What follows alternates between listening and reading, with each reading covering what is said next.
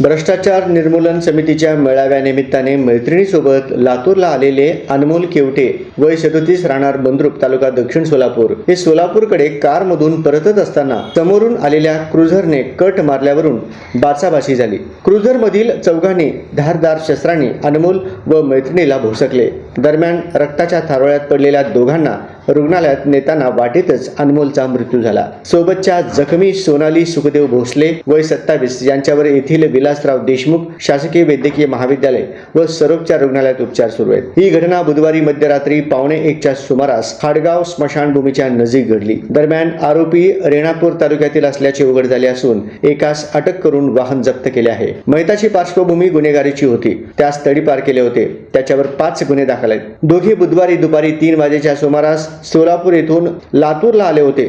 मेळावा आटोपून रात्री 12च्या सुमारास कारने सोलापूरला जाण्यासाठी निघाले होते। MIDC पोलिसात गुन्हा नोंद झालाय।